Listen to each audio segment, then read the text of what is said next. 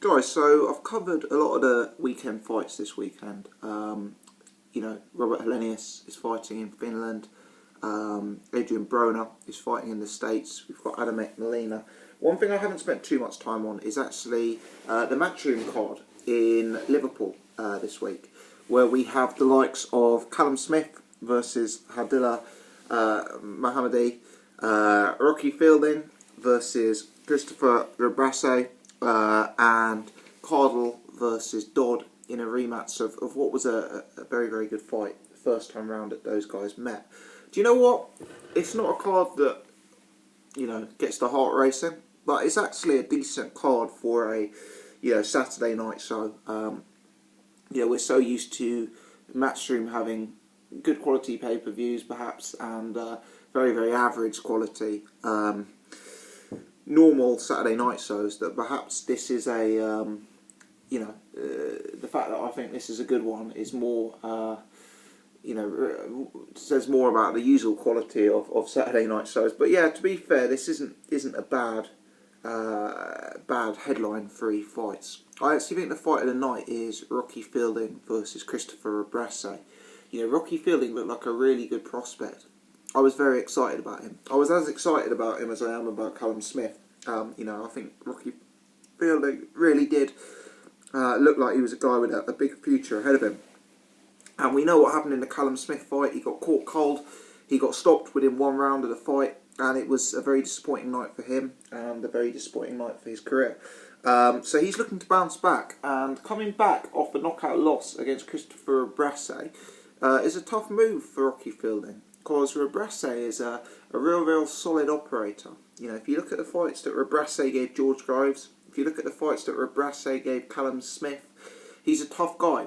He's very awkward. He's very, very durable. He's got a good chin. He's going to be there all night. He's got a good engine. And he's quite big, quite strong at the weight. Rebrasse isn't the biggest puncher. He possibly isn't the most eye-catching offensively from a technical standpoint. But he is a guy who is not going to be easy for anyone. He's rough and tough and awkward, and he does cause fighters problems. My instinct is that Rocky Fielding on his day is probably the smarter boxer of the two. I would expect Rocky Fielding to be landing the more eye-catching punches, and I think that Rocky Fielding to win this fight on points is a real good shout. Rocky may be inclined to try and push for the knockout here. Obviously, Callum didn't knock him out. George Groves didn't knock him out. Rocky may think he wants to make a statement on his return. But it's not going to be easy to knock out Rebrasse, let me say. Having seen him fight several times, he's as tough as they come. So I think the most likely option is Rocky Fielding to save it on points in a fight where Rebrasse has some effectiveness and causes some issues. My only concern is, Rocky Fielding will need to be fully wound up and fully motivated for this on his comeback. This is not an easy comeback. He obviously took a very tough loss last time out, and he's got to be straight back on it, and straight back ready for a big fight. For this Rebrasse fight, if he's to prove victorious. So yeah, it's one of those where you'll understand this if you're of a gambling mentality, but I think this is a 60-40 fight in Rocky Fielding's favour, and I'm going to side to predict Rocky Fielding on points in a close and competitive matchup. The bookmakers have this fight very wide. They I've seen Christopher Rebrasse as big as 4-1, which indicates he only has a 20% chance of winning this fight. And I think those odds provide a bit of value, I must say. With Christopher Rebrasse, he's a proven, solid opponent. And Rocky Fielding, he's, as I say, he's coming off tough times. And regardless, I guess Christopher Rebrasse could be viewed as one of his best wins of his career anyway. Christopher Rebrasse is a decent guy. So it'd be an interesting fight, this. Potential fight of the night. I'm expecting 12 rounds. I'm expecting some gritty action, and I hope Rocky Fielding can come through. The headline is actually a slightly less interesting fight. Certainly the bookies have it a lot wider, which is Callum Smith versus Mohoumadi. Mohoumadi may be known to UK fans, I guess, for his loss over James DeGale, where he caused James DeGale certain problems. And he is a tough guy. I think he's got a record of 20 wins and 3 losses. But of those 3 losses, he's never been stopped. So he's very tough, very durable. I'm inclined to think, however, that Callum Smith may be the first to stop him, I must say. I looked back at Mohoumadi, and firstly, is he looks small, at the head-to-head during the press conference. He looks substantially smaller than Callum Smith.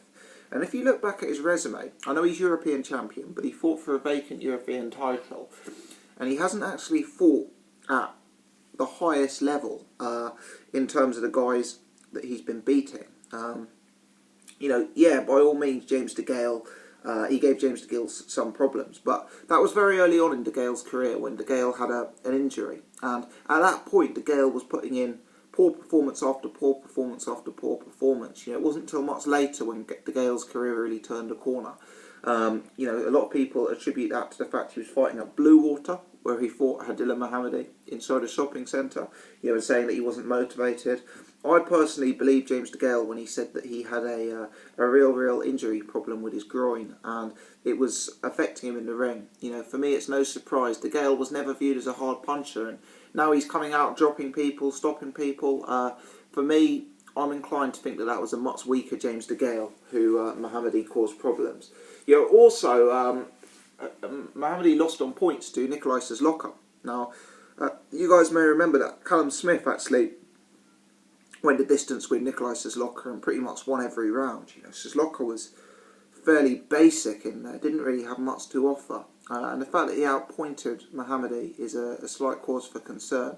So I just think, this is a step up for Mohoumadi. He's going up against a bigger guy. Callum Smith's got loads of momentum. He clearly hits hard. He seems to carry power. He's always been a good body puncher. He's now clearly carrying power to the head as well.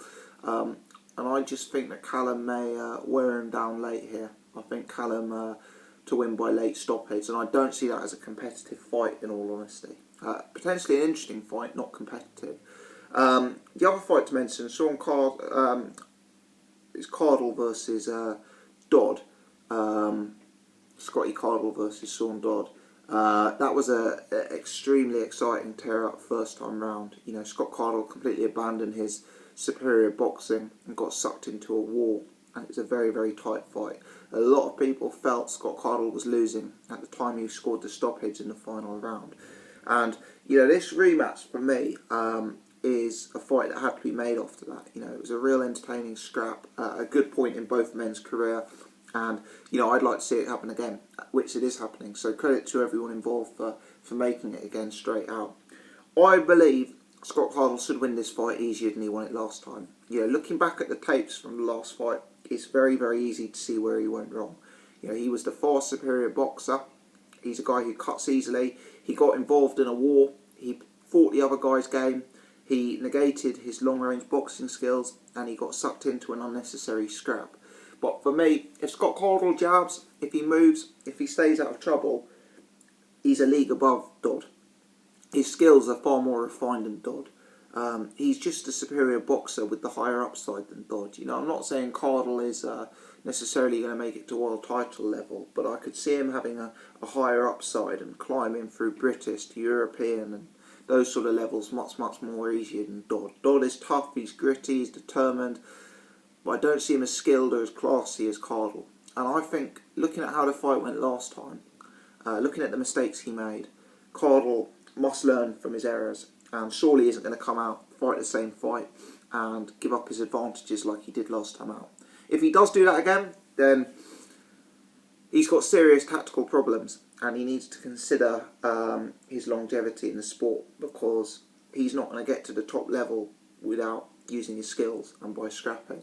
But I think if he does stick to his fundamentals, as I'm sure he'll be more inclined to do, then I certainly think he should come through and win this fight in, again, close but clear fashion. So that's my thoughts. Actually, some interesting fights to get stuck into. No superstar boxing this week. Adrian Broner, Helenius, they've got limited interest for me, but some good fights nonetheless. Some average to good fights, so we say. So I'm looking forward to it. I'm keen to see how things develop. I'm keen to see how Callum and Rocky look tomorrow. Potentially two still interesting guys in the context of the super middleweight division, Callum Smith in particular. So let me know your thoughts, guys. Are you looking forward to them? How do you think the fights will go? Many thanks for watching. If you've enjoyed this, please hit the thumbs up. do subscribe to the channel so you don't miss out on my post-fight reviews of these. Thanks for watching, guys.